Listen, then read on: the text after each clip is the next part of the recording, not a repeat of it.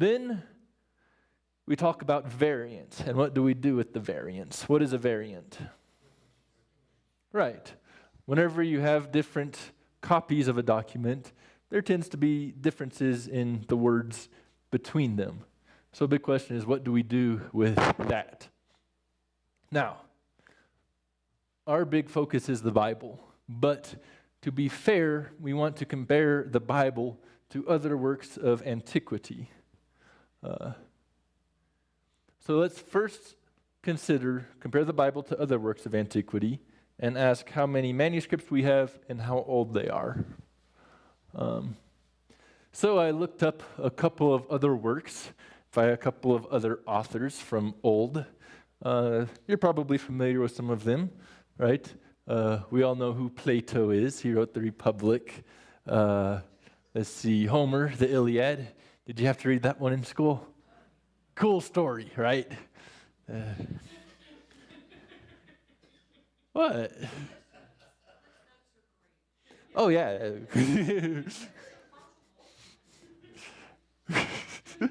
Josephus is another one, right? He's an old Jewish historian.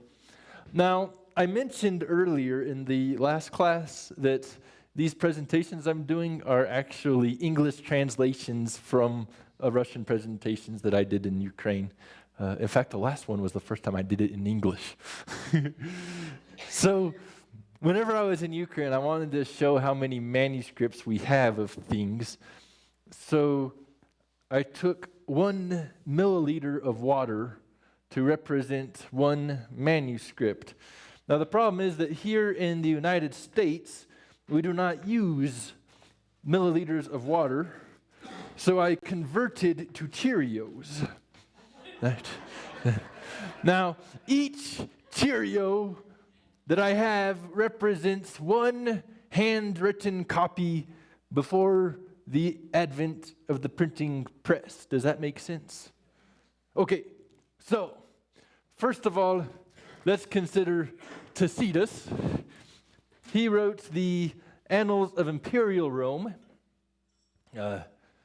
talking about the history of Rome. We have 2 manuscripts. So in my Tacitus jar, I have 2 Cheerios. Can you see them there in the back? Does that make sense? 2 manuscripts equals 2 Cheerios. Now, if we really want to be nice to Tacitus, and I'm feeling generous today, we can say, well, we also have other works by Tacitus. The minor works is what they call it. And we have a manuscript of the minor works, so let's just go ahead and say we've got 3 Tacitus manuscripts. That's the Annals of Imperial Rome and his minor works as well. Annals of Imperial Rome came in 16 books, and we have 1 manuscript that attests to books 1 through 6, except for book 5. And then we have another one that does 11 through 16. A couple of the books have kind of been lost. So this isn't a very good example, right? Granted, you can read the history of the manuscripts, and that's a cool story too. They're somewhat reliable, but that's not a great document on the lower criticism front. Does that make sense? A better document would be Plato's The Republic. Plato has significantly more. We have 7 manuscripts of Plato's The Republic. So we have 7 Cheerios do you see the 7 Cheerios in the back? Okay. Now, don't get me wrong, I'm not attacking Plato. I'm not saying we just don't know what Plato wrote. No, of course we do. We have 7 copies of his book, right? So 7 copies of Plato's The Republic. What else do we have? We've got Josephus, Wars of the Jews, 9 copies of that book. So if you want to read about the history of the Jews, and if you want to read about Titus coming in and wiping them out and everything, we've got 9 copies in Greek to choose from. Pretty reliable document. Not too bad, not too bad. Herodotus, we mentioned him briefly in the last one. He's a Greek historian. He's the guy that lived 60 years after everything that happened in Daniel, and he wrote the cool story about Cyrus diverting the Euphrates River and then coming in and destroying Babylon, which was a really big city, and they took over the center, and then the guys on the outskirts didn't even know they were taking over yet. But if you want to know more about that, you'll have to read his book. I'm not going to go into it. Yeah. He's actually called the grandfather of history because he is one of the first historians, and he writes all these cool things about Phoenicians and whatnot. And we've got 46 copies of his book, right? 46 manuscripts. That's pretty doggone good, right? Not saying that Plato is bad, not knocking Josephus. Okay, Tacitus really isn't that great. But these are good guys, right? This is a good testimony of Herodotus. Whom else do I have? Another really good one is Pliny the Elder. He wrote natural histories. Now my jar is getting really full. We have 200 manuscripts of Pliny the Elder and his history books. So that's pretty good. The one work that really blows these guys out of the water, though, is Homer's The Iliad. Whenever Alexander the Great came and started conquering, doing his things, he really wanted to promote Greek culture. And Homer's The Iliad is like the Bible for that worldview. And we've got a lot. We've got 643. That means I had to get another jar because I couldn't fit 643 Cheerios into one jar. That's a really good number of manuscripts. So 2, 7, 9, 46, 200, 643. That's essentially what a standard is. That's how many copies we typically have of a book of antiquity. Okay? Homer's The Iliad is one of the most attested to books on the lower criticism front. There are 2 documents that we'll talk about here in a bit that have more.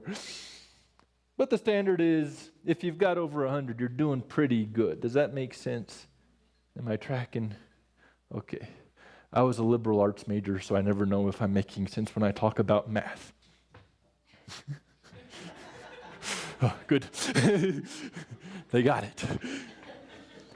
Now, when we talk about the New Testament has more books than, more copies than Homer. The New Testament has 5,824 copies, and counting, actually. They keep finding more manuscripts all over the place. It's crazy. These are all of the ones that are registered. It doesn't include the ones that aren't registered. 5,824.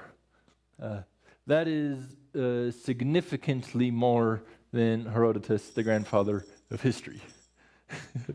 Right? That's a lot of manuscripts. Now, I don't want to misrepresent anything here. Some people will try to tell you that the New Testament is the document of history that has the most manuscripts. To be perfectly honest, that's not entirely true. There is one other that has more copies, and that, of course, would be the Old Testament. Had to promote myself to half-gallon jars for this one, or quart jars. We have 10,000 copies of the Old Testament handwritten in Hebrew.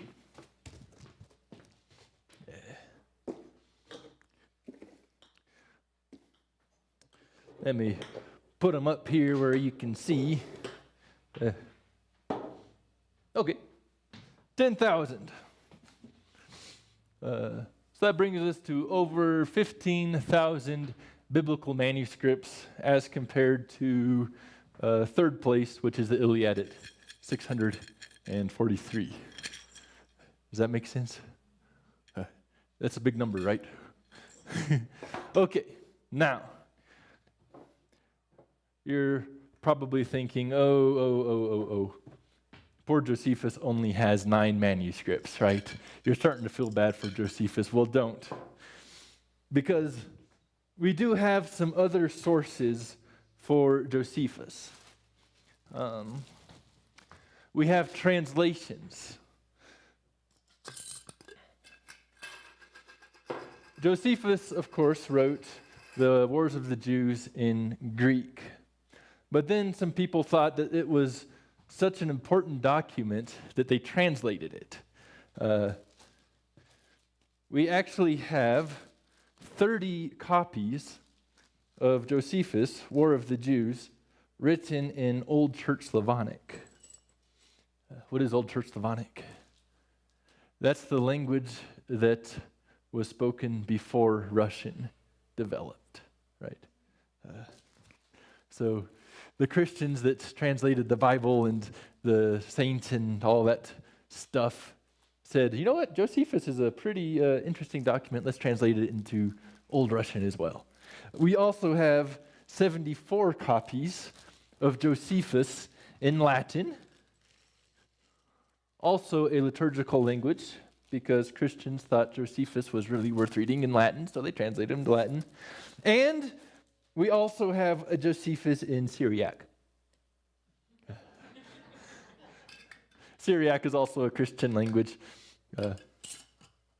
If you haven't picked up on it quite yet, Christians have kind of dominated scholarship throughout history until something really crazy happened in the 19th century, like we talked about last time. Now my Josephus jar is getting pretty full, isn't it? We also, by the way, oh my goodness, we're in Taos, right?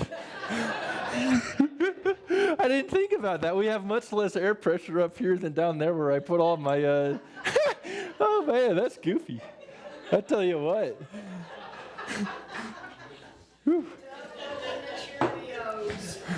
Be careful which way you're pointing the jars when you open up Plato.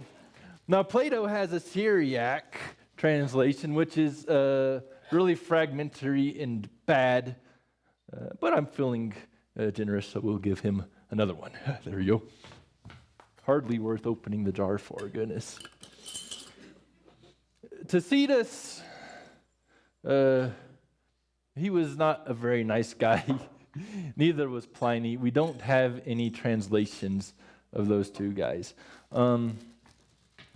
The Iliad, we know that there was a market for Latin translations of the Iliad because there was a Latin translator who people made fun of because his translation was so bad.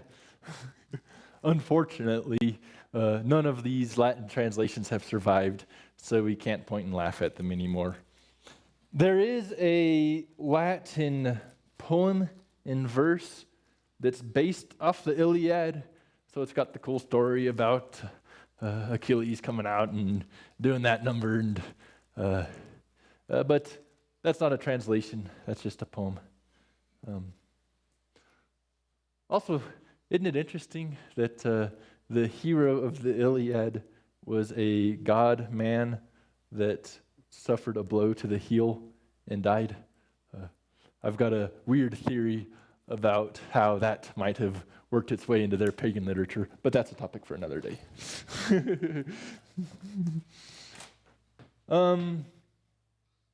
So translations are another source of information, right? We can, if there's a particular part of Josephus that you don't understand in the Greek, you can read the Latin, you can read the Slavonic, you can read the Syriac, and it helps us to understand. Does that make sense? Now, the Bible is similar. We've got about 19,000 translations of the Bible in old handwritten manuscripts. So we're not talking like these new translations like the King James that was written in 1611. We're talking old translations.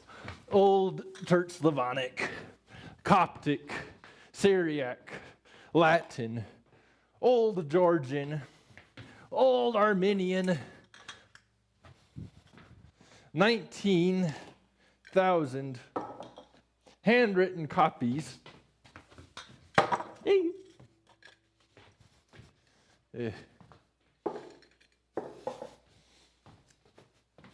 Oh, goodness gracious. Yeah.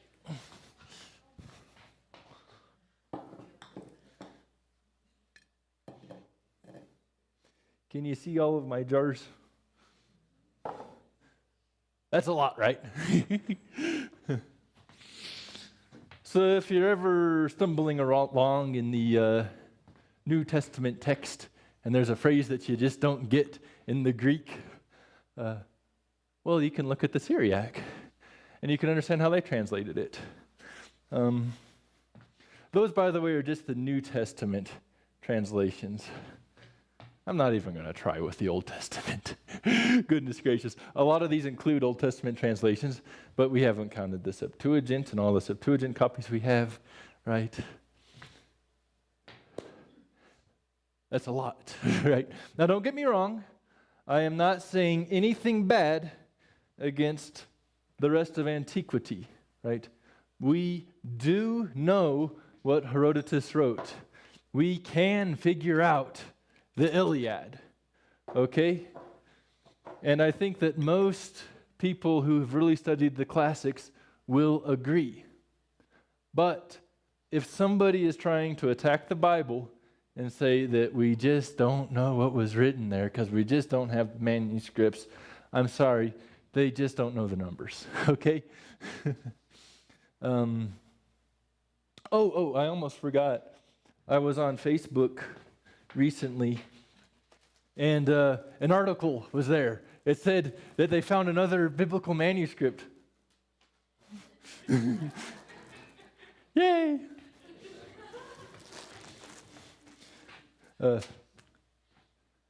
It was such a pain counting all those too, goodness gracious. Now, here's an attack that I hear against the Bible, okay?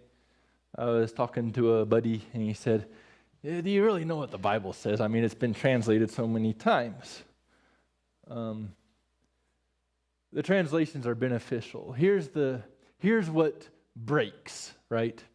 If we have a document in Greek, and then we translate it to Latin, then from Latin to Old Church Slavonic, from Old Church Slavonic to Russian, from Russian to Ukrainian, from Ukrainian to English, okay, we're likely to miss something somewhere along the way. That's not what's happening here, though. Most of these translations come straight from the Greek, the Hebrew, and the Aramaic. So more translations is a good thing. It's not a bad thing. There are a few exceptions. The Wycliffe Bible, the first Bible in English, was based off of the Latin, because I guess Wycliffe didn't really know Greek, Hebrew, and Aramaic. Wycliffe Associates is a ministry that translates the Bible, and they contacted me recently because they were translating the Bible into Russian to have a very literal Russian translation, and then from Russian they'll translate to Georgian and all these other languages where people speak Russian, but it's going to be a long time before they have Greek scholars. I was a bit busy at the time, so I had to decline, but it's really exciting. They think that they can have the Bible in every single language by 2020, I think it is. So sometimes we do translate the Bible from Russian to Shuvash or whoever, but that Russian translation is based off of the originals. So it's very rare that you'll have a Bible translation based off of another translation. Does that make sense? Okay. So, the question that we're exploring, how many manuscripts do we have? The answer is a lot. One more question. How old are they? Okay, well, we've given these guys their consideration for how many manuscripts we have about the works of antiquity. Can I get some volunteers? Need 8 people. Come on up. Don't be shy.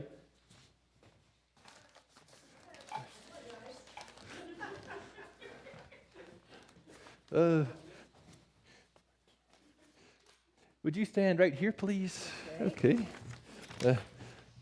We'll give you Plato, Pliny. You get Herodotus. We need a few more. Oops. Yeah, there we go. Whee! That was scary. Tacitus, one more. Can we get one more volunteer? Okay. So, we're going to look at the oldest manuscript that we have, and we're going to look at how old it was compared to the time it was written. Homer, would you step up to the plate, please? All right.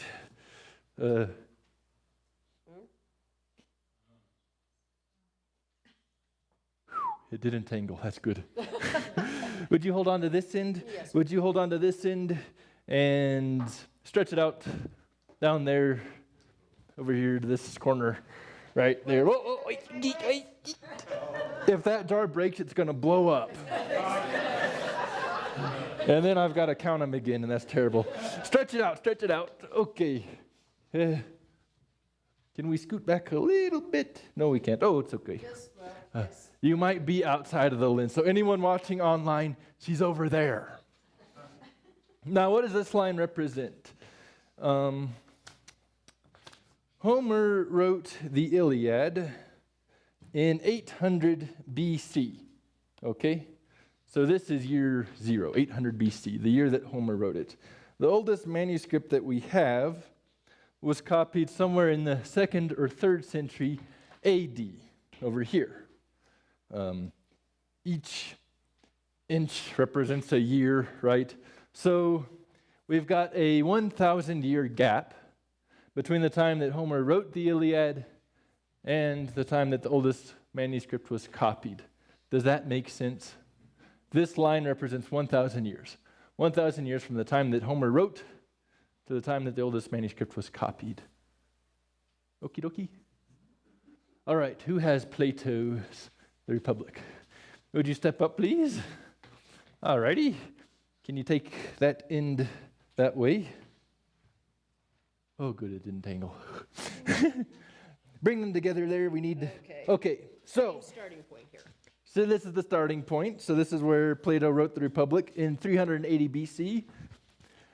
The oldest copy of the Republic is written somewhere in the 2nd or 3rd century AD, so here we are.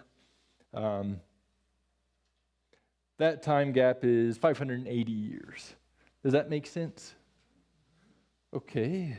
Josephus, War of the Jews. Step on up.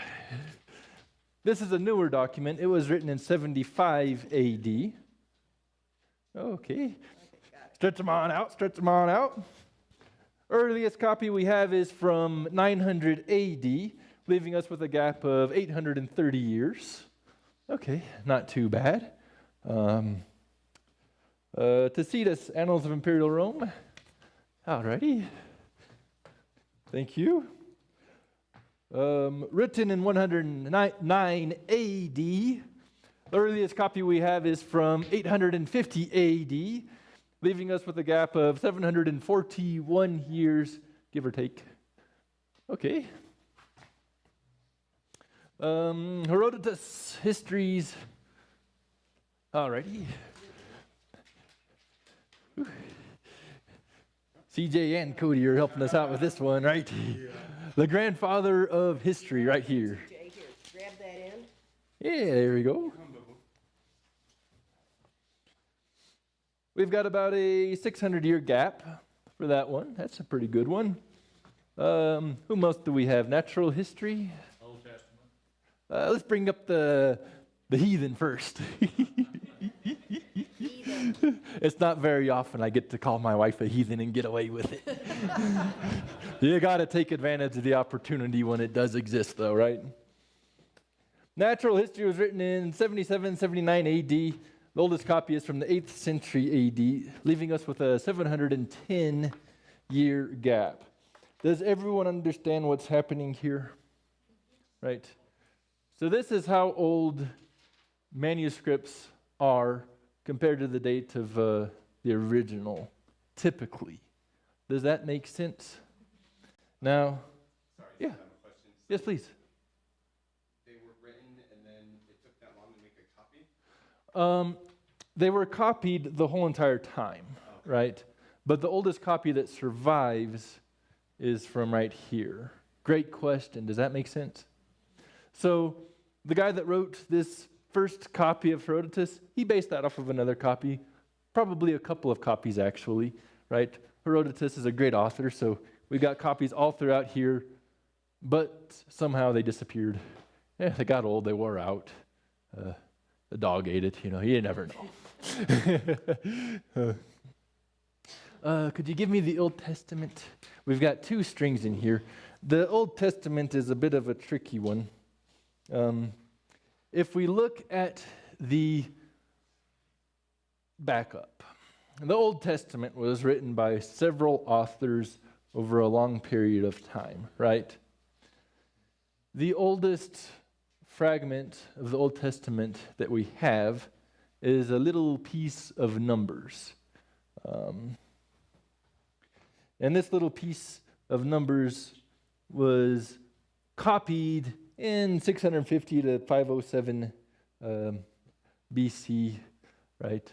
Numbers was originally written in the 1405 BC, somewhere in there. So if you look at the oldest copy of the Old Testament that we have, compared to the time that the Old Testament was written, the oldest copy that we have is actually written several years before the Old Testament was finished being written, right? So it's kind of hard to judge the Old Testament. No need. So let's look at something a little different.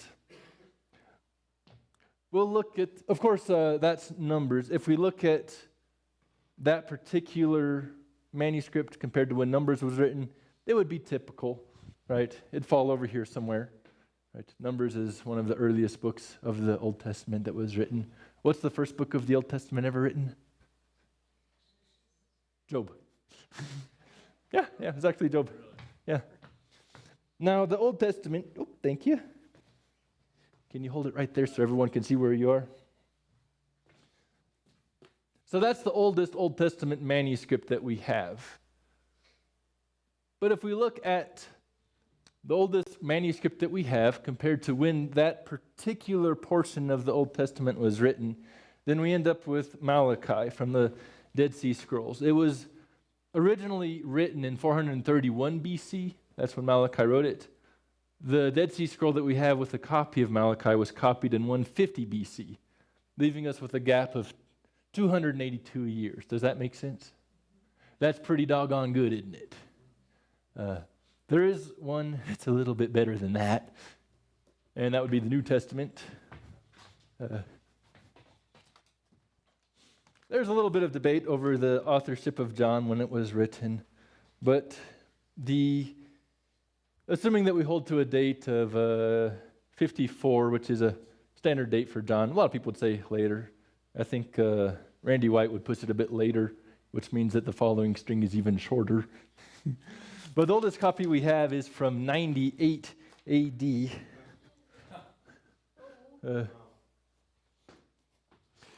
That's 45 years, unless I'm wrong, in which case it's a little bit shorter.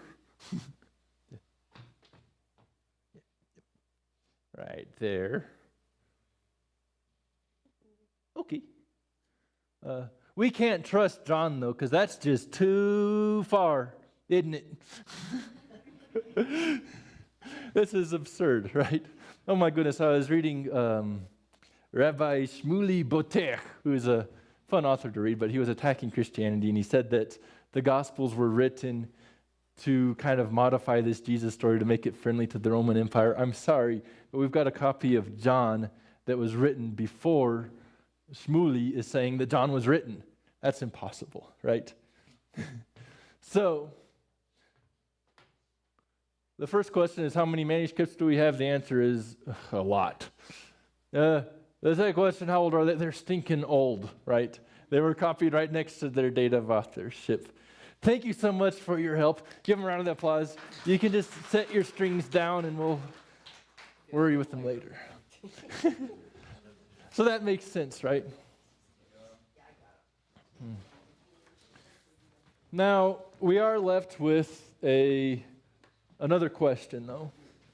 What do we do with the variants? When we really boil it down, we have a lot of copies, so it should come as no surprise that sometimes we get different words in the different spots. So what do you do with that? Well, let's consider that. There are 4 categories of textual variants. Right?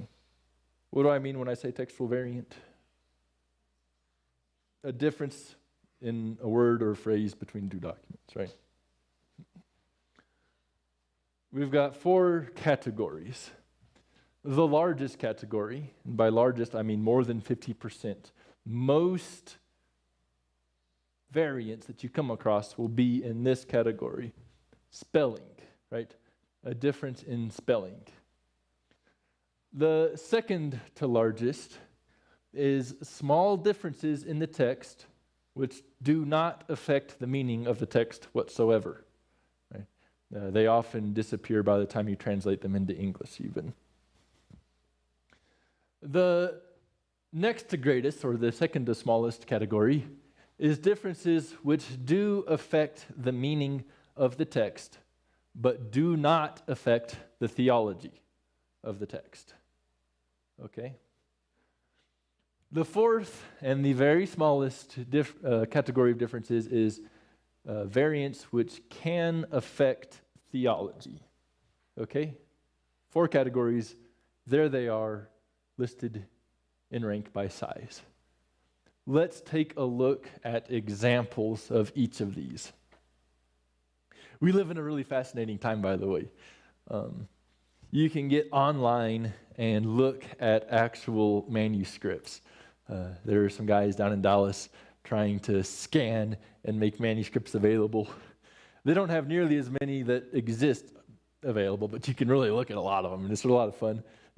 So I explored a bit, and I found variants to discuss. So let's talk about the first category, spelling. John 1:7 says, "For the law was given through Moses, but grace and truth came through Jesus Christ." Oh no, my Greek text is a little funky. Here's the manuscript right there, right? The word Moses in this manuscript, GA2445, is spelled mu omega sigma epsilon omega sigma. Has anyone taken Greek with Randy White? No? Take Greek with Randy White, okay? Now, keep your eye on Moses. This is another manuscript. Oh, wait, yeah, go back. There it is, right? Mu omega upsilon sigma epsilon omega sigma. Once again, this is one variant. This is another, right? This is essentially the letter U. Sometimes you spell Moses M-O-S-E-S. Sometimes it's sort of a M-O-U-S-E-S in Greek. Oh my goodness gracious. How are we ever going to know who in the world John is talking about? Right? No. This is a spelling variant, and it counts as a variant. Suppose I'm wrong, right? I think that he wrote Moses like this, for example. Just M-O-S-E-S without the U. Suppose I'm wrong. Suppose I preach an entire sermon based on this translation rather than that translation. That's absurd. There's no difference in the text, is there? Earlier today, we were singing a song and we had the word Savior on the screen. And the word Savior had a U in it. What? This is America. Savior is spelled with an O-R, not an O-U-R. Oh, no. Greek was evolving right? It evolves throughout the time. So we get that kind of spelling differences, right? So do spelling differences on this level make much of a difference? No, not really, right? Have you ever read something and the word the, was spelled T-E-H? That's a misspelling. We have a lot of manuscripts with misspellings, right? Nonsense words. If you see a nonsense word in the Greek text, then you know that particular variant is wrong. You can throw it out and you can look at thousands of others. Right? So, first category, the most popular category, more than 50% of them are spelling, and that usually doesn't really mean anything. Let's look at the next category. Small differences in the text which don't affect meaning. What does that look like? Okay, here we go. John 1:21. We've got John the Baptist baptizing, and some folks come up to him, and they asked him, "What then? Are you Elijah?" The Greek is su he Elias, right? Su, that's you. A or I is are, and then Elias is Elijah, right? So in Greek, we would say, "You are Elijah," right? There's another way you can ask that question in Greek. Elia, is that you, right? In Greek, we can switch the word order a little bit. So this document has the question, you are Elijah? This one is, Elijah, is this you? Right? To translate kind of strictly literal from the Greek. Notice what happens in the English translation both times. Absolutely nothing. By the time you translate this into English, the Greek variant is gone. Right? There is zero difference between these two manuscripts in meaning. Does that make sense? Right? Does the Greek make sense? Not too terribly advanced, right? So, spelling and small differences that do not affect meaning, that is the vast majority. Okay? Now let's get into an even smaller category. Differences which affect meaning, but not theology. What do we mean by that? Well, let's look at this. Matthew 5:47. And if you only greet your friends, what do you do more than others? What's Jesus talking about here? He's saying, don't just greet your friends, greet your enemies, greet strangers. Right? We could do a sermon on that, and the gist of the sermon is, greet non-believers too. Now, this is what some manuscripts say. Other manuscripts have a different word which changes the meaning. And if you only greet your brothers, what do you do more than others? Right? So here we have Philos. There we have Adelphos. Right? You know the city Philadelphia, the city of brotherly love. Adelphos is brother, Phila is love, right?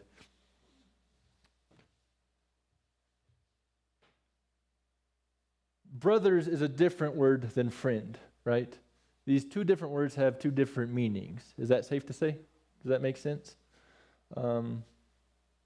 Suppose I teach a sermon and I use the variant friends, and I'm wrong. It really said brothers in the original. Have I misled my congregation? No. Because when we look at the text, friends and brothers, they're really either word that Jesus used, he's saying the same thing. Don't just greet your friends. Don't just greet your brothers, right? Greet those that are outsiders. Does that make sense? So there is a variant, and it does indeed affect the meaning of the text. And by the time we translate it into English, it is visible. But it doesn't affect the meaning. It doesn't affect the theology. I'm sorry. Does that make sense? Right? So that's the really stinking vast majority of them. There is, however, a wee little itty bitty percentage that does indeed have the potential to affect theology. So let's consider one.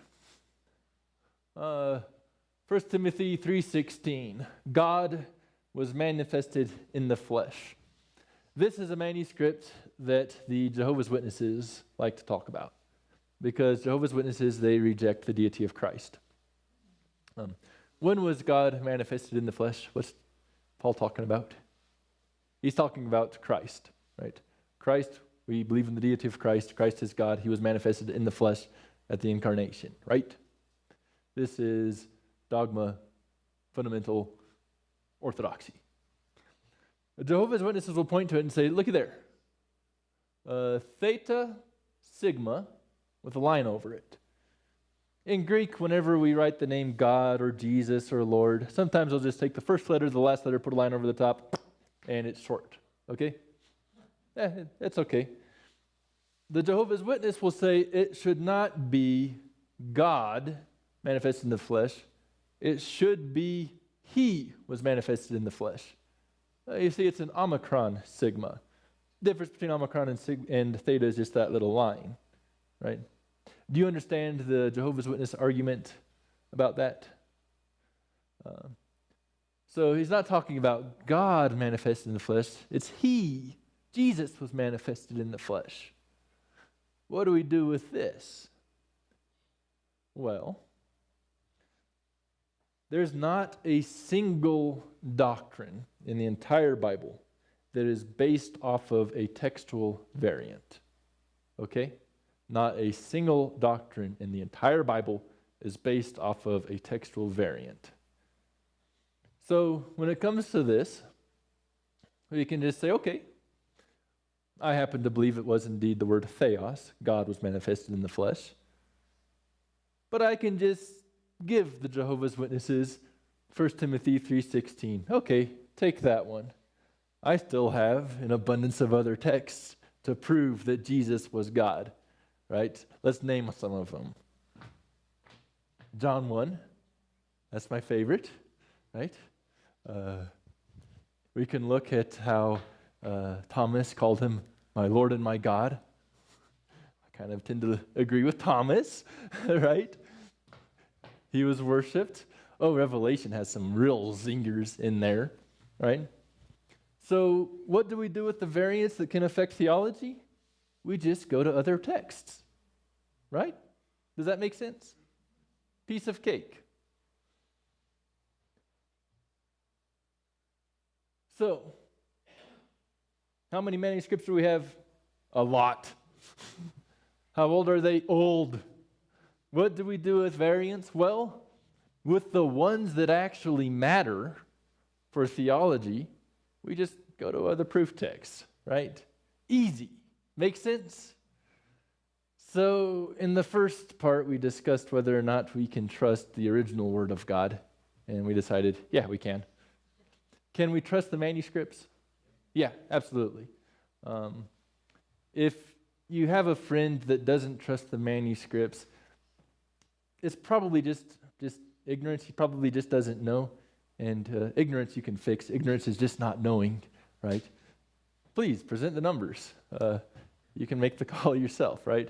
So we unquestionably have the text that God wants us to have. Any questions? No? Okay.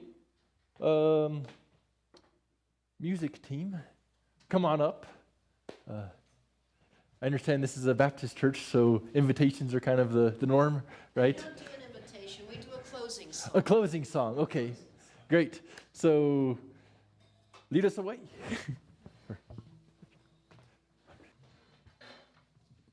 Would you please stand? Page 154. And I have a problem.